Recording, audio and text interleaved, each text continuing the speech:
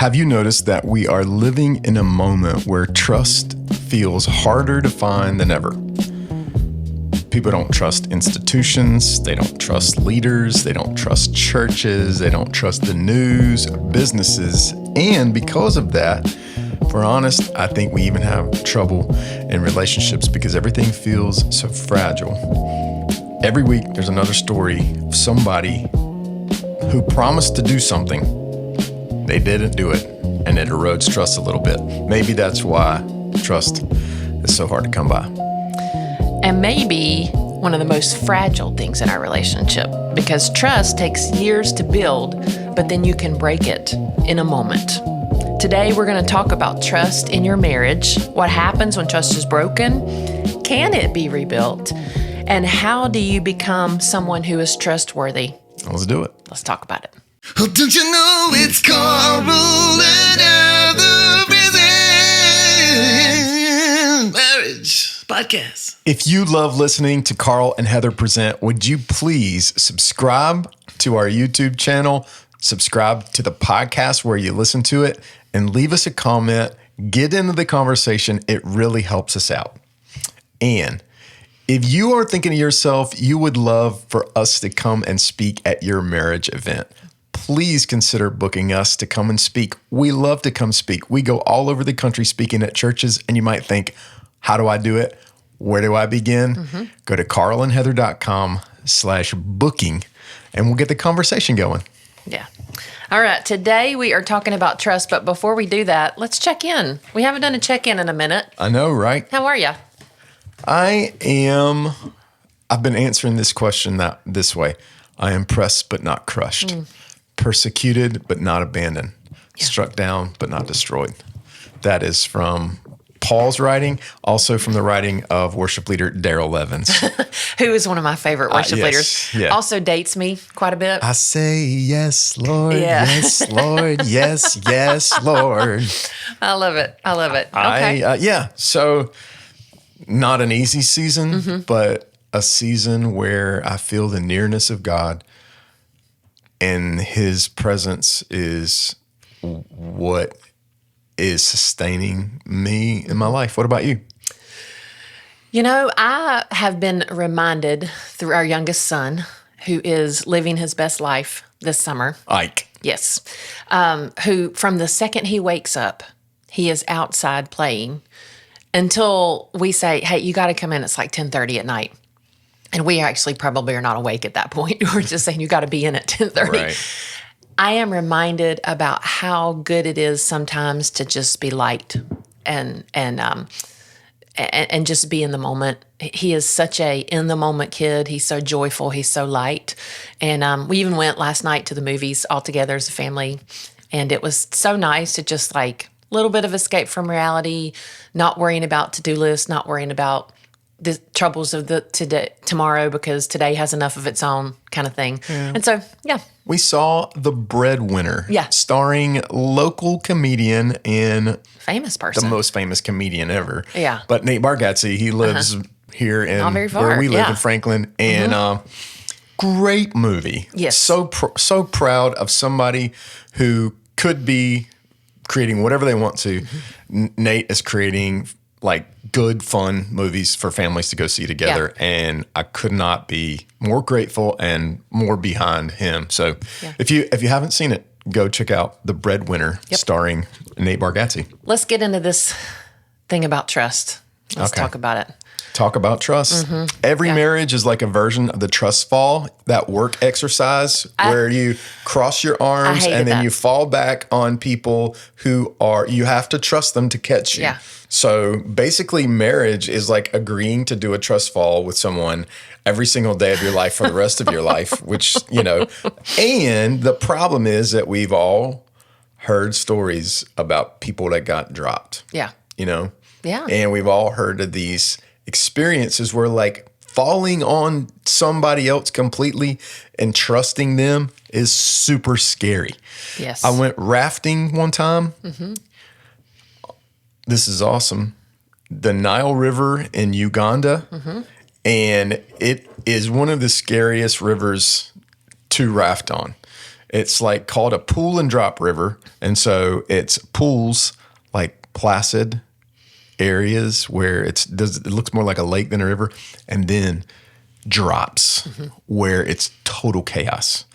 And I went rafting in Uganda one time with my friend Doug, and the guide that was in the raft with us, he said, "You're going to fall out of the boat. But when you fall out of the boat, you cannot fight it. You cannot fight the river. You have to trust it and let the river take you where you want it to go, or where it's going to take you. You know, you have to trust the river. Yeah. And you probably end up back in one of these nice pools. That's where you're going, but not before you take a wild ride." It makes so much sense that if you fall out of a boat, it's chaos. You panic. Control feels much safer. Yes. But in my case, in this river thing, fighting and trying to fight the river versus trust it would have been what killed me. But it makes total sense when trust is broken or when chaos enters a situation. You know, it's like a pool and drop river. Everything's fine. It's placid. We're chill. It's like a lake out here. And then boom, chaos. Those are the moments. It's like a pop quiz. Trust gets broken, and we start to feel vulnerable. We are married to each other. We are human beings. We're not. Yes, we're married to each other. I didn't marry Jesus, and Not even close. I'm going to not say anything to that. He is the only one who is never going to break trust with me. Because we are married to broken people, they have the ability to disappoint us and to break trust. And yet, in the midst of that, God still calls us to trust each other. That's tricky, and we've got to figure out how to do that. And so it's kind of like we've talked about how trust is like the operating system of your marriage. Everything operates from there. When I say that, I'm kind of computer talk there. You don't think about your operating I like system. it when you do computer talk. Do you? I don't do computer talk a lot, but Honestly, it's one of the first times I've ever heard you do it. but I never think about my operating system on my computer. It works in the background. Yes, it always works in the background. Kind of like the sound guy at your church. You never think about him unless something messes up. And then you're like, oh, what's wrong with that sound guy? But the weeks in and week out where the sound guy does perfectly, never even think about him once, right?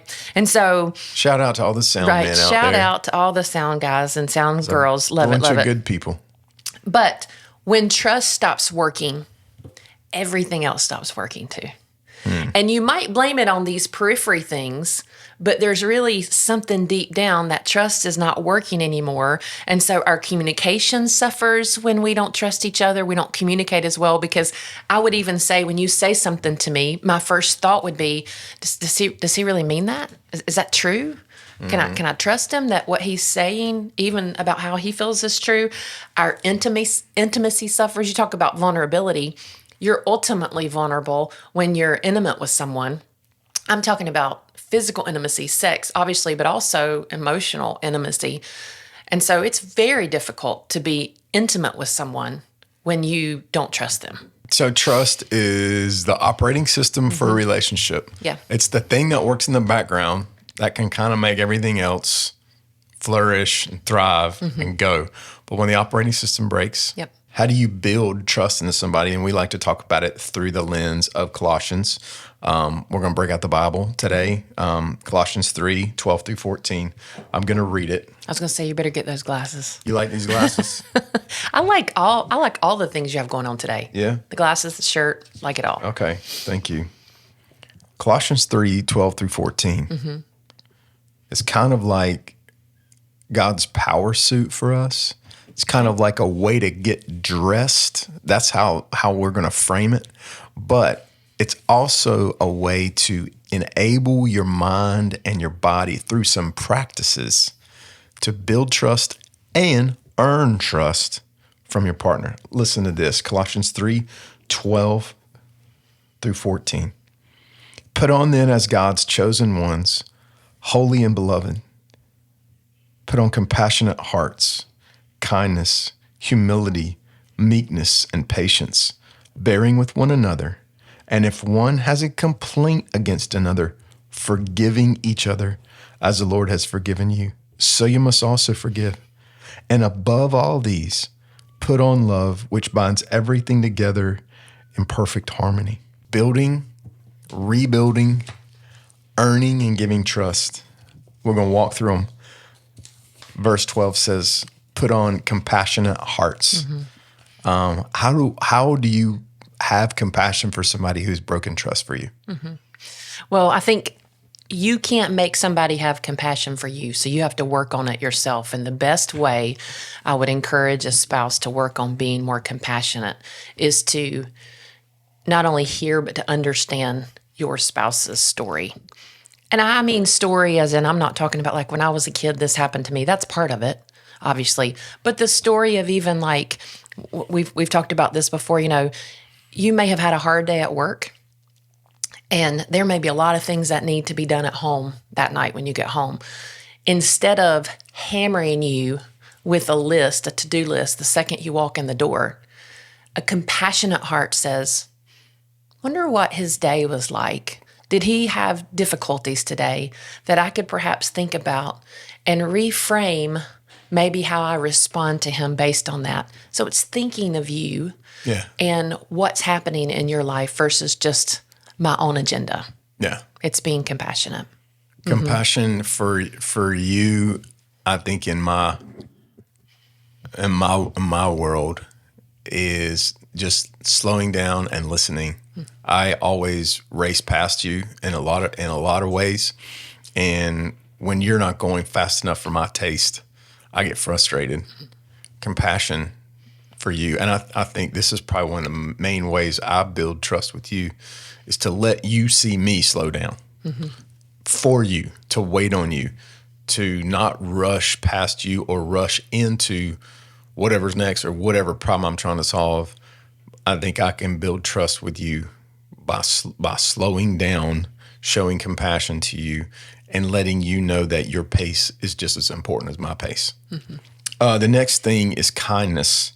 Yeah. Put on compassion, put on kindness. That's pretty easy to say, pretty tough to do. And kind of picking up on the theme again, kindness for me is just slowing down. I think kindness slows everything down. You're trying to, you need to listen to somebody's story. What do you mean?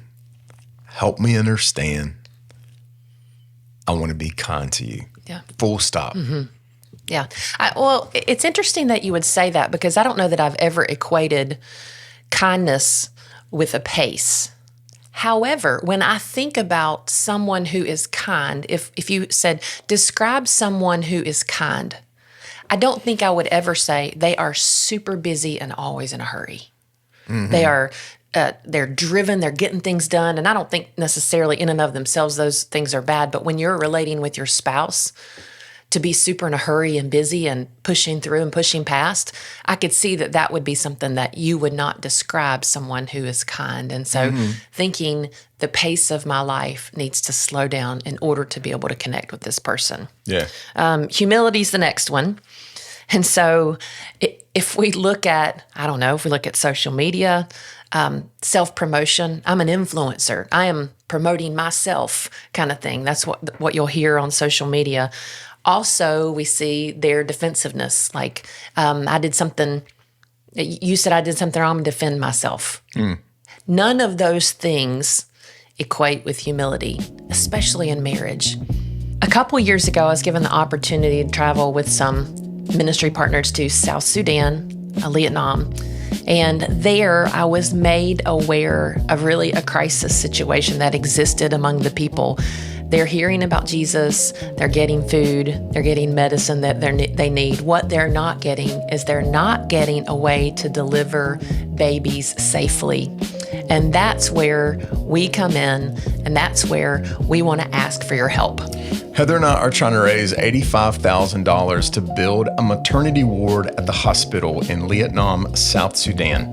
It's called the Achik Women's Clinic, and someone has already given $42,500 along with other supporters of the podcast. So we're getting closer and closer to our $85,000 goal. Will you help us to build this hospital? We're not raising this money for ourselves. Not a single penny of it goes to Carlin had to present, all of it goes to transform South Sudan to build this maternity hospital there in this country. If you want to help, here's what you do.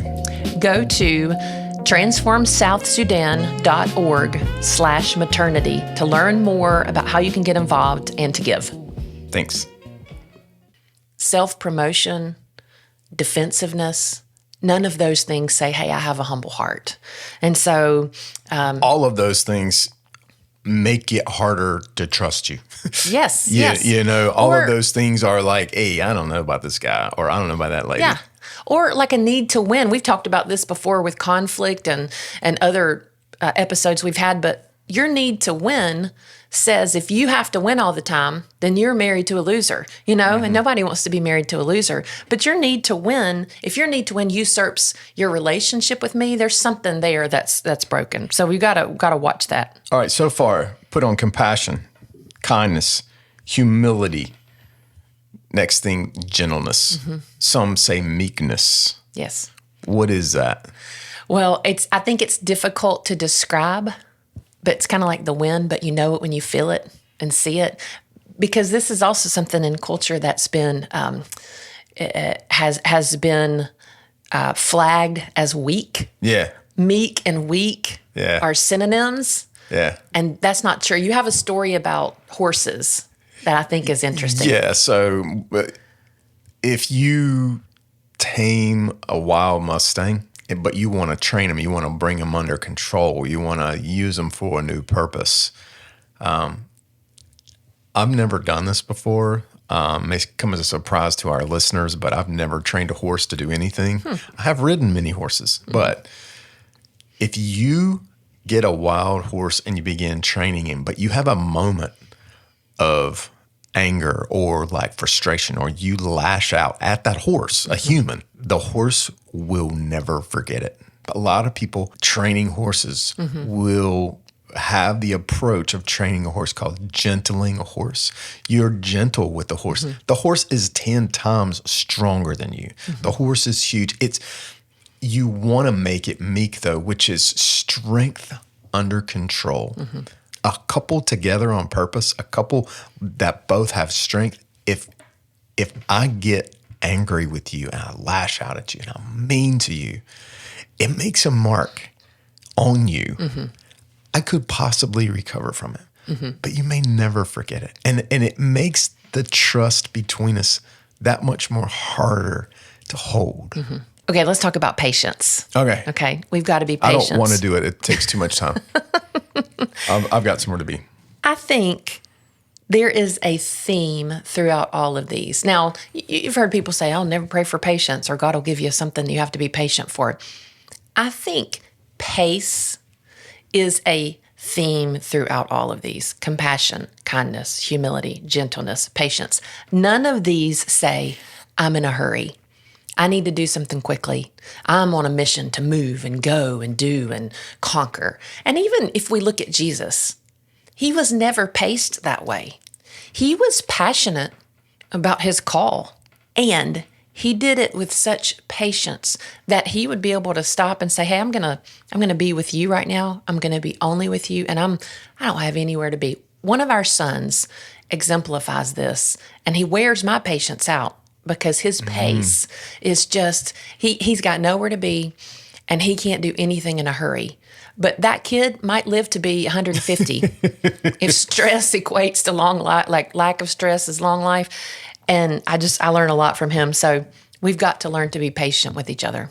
And patience builds trust. All this stuff may be that as we talk about it, as we talk about the scripture, putting on these things, these aren't philosophies. I think these are practices that we try to put in place. So even if you just had one practice that helped coalesce all of these into, well, what am I supposed to do to build trust or to earn trust back?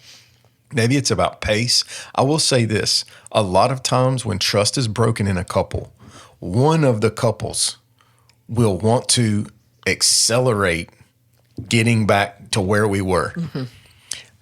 You can't set that pace. That's not your pace to set. Trust is broken, and then it's rebuilt over time. And sometimes, depending on the depth of the brokenness, it may take a really long time. So that's important. And finally, put on these things from Colossians 3.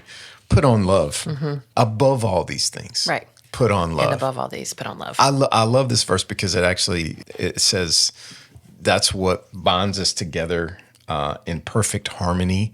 And the very next few verses go on to talk about one of the famous New Testament passages about singing and about unifying around this emotional practice of worship. When trust is broken, when we disappoint each other, going before the cross, looking at what Jesus has done for both of us, asking for his grace, pleading for his mercy, expressing gratitude and worship for what he's done. You might have hurt me, but I bring your grief and your pain and your failure to the cross in the same way that I bring my own. Verse 13, bearing with one another, forgiving one another, just as the Lord has forgiven you. That's what it looks like to love somebody who doesn't deserve it. Really, the foot of the cross is the level ground for where we reestablish and rebuild trust. Well, let's talk about a real life example of this for us, okay? All right. Years ago, I think the boys were really little. I don't even know. Actually, I think the boys were not born yet. No, the boys were not born. And I had started a business. We were really excited about this business. And we had been living kind of Dave Ramsey plan. You know, we were free of all of our debt, consumer debt. And so we had committed to being that way moving forward. So the business cost a lot of money to start, but we had come up with those funds. And then there was a trip that happened that was kind of like, help build your business, bring your spouse on this, it'll be great. And I knew based on some other people's experience that this was going to be pivotal. And I really wanted to get you on board with me. And you were already on board, but even more so. This trip cost a good bit of money, though, to go on. We didn't have it. But I was like, I'm going to take you. And so we had a credit card that had a zero balance. And so without you knowing, I took that card. I bought our plane tickets, I bought the hotel, paid for the expenses while we were there. And then, you know, it was just as I had dreamed. The trip was wonderful. You were excited. I was excited, came home. And my plan was over the next several months to just pay off that credit card with the income from the business. This was in the olden days when credit card statements came in the mail and they weren't emailed to you. So it wasn't just emailed to me, it just came in the mail. And so I remember, I could probably count on one hand up until this day in our 27 years of marriage that you have checked the mail. It's just not something that you do. This particular day, you checked the mail and you got the statement, the credit card statement come in that day. And you came to the office where I was working and you were so kind and naive because you were like, babe, I think someone stole our identity. That was your first thing. Someone opened up a credit card in our name and stole our identity. Okay. And that was not the case. And it was at that moment that I realized I've been caught and I had to fess up to what has happened. And it was, you were angry. You were so sad. I remember you were so sad that I didn't share that with you. And it undid all of the things that I had hoped that it would do. It broke trust. I had worked our whole marriage to build trust. But in one fell swoop, that trust was broken in that particular area. I was keeping secrets. I tried to justify myself because immediately instead of saying, I remember, I'm sorry, my response was, well, if you would have just supported me and been on board, I wouldn't have had to, lie about this. I could have just said, you would have been like, yeah, let's figure out a way to make this happen. I was afraid and I didn't want to be exposed. And here's the idea behind that. It's that secrets make you sick. All secrets make you sick. And so you got to figure out how to pull those into the light or you're never going to be able to rebuild trust. Now, I think it's important for you to talk about how you were feeling in that moment. It was out of character for you. Mm-hmm. I knew that you wanted to do this business, and it's right to say that that was the next 20 years of your life, that business. You became very successful at it. So I look back on it now and like, you know, in the moment I was like, dang, this wasn't cool. Yeah. And we kept moving forward. It wasn't like you've ruined everything. I didn't catastrophize it. And especially now, you know, looking back hindsight, I'm glad for the outcome, but I'm not, you know, every step of the way was not flawless. Sure. And so I think about it like that. It was one of those things that I look back on. It's like we learned something. And I still don't check the mail a lot, but there's a little part of me that worries what's in there. What am I going to find? There's nothing in the mail anymore. Will I receive another advertisement for vinyl siding or, that's pretty much or leaf guard gutters? Yeah. Well, I think it's important if you are the person who has broken trust that you own that. You own that you broke trust. You don't explain it away.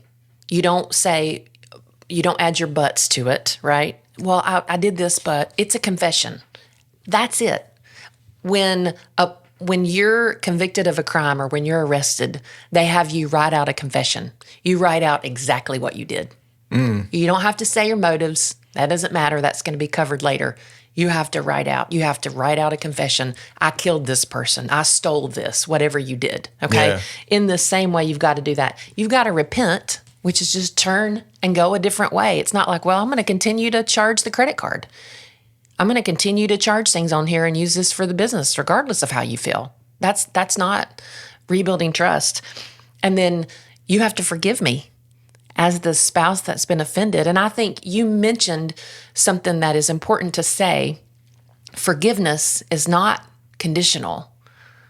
So in other words, you just have to forgive me. You're called to forgive me. Trust, however, takes time and it is rebuilt. And it's not just, well, I trust you again. Everything's okay. Yeah, forgiveness is given and granted. Yeah. Trust is built and earned. And so how do we do that? How do we rebuild that trust after it's broken? One of the great myths about trust is that it's rebuilt in one giant moment. I want it to be that way. If I break your trust, I want to get away from it and undo this brokenness as quickly as possible. But it's not the grand gesture. I like that. The grand gesture. Doink, doink, doink. It's not the grand gesture. Trust is rebuilt the same way it was built in the first place.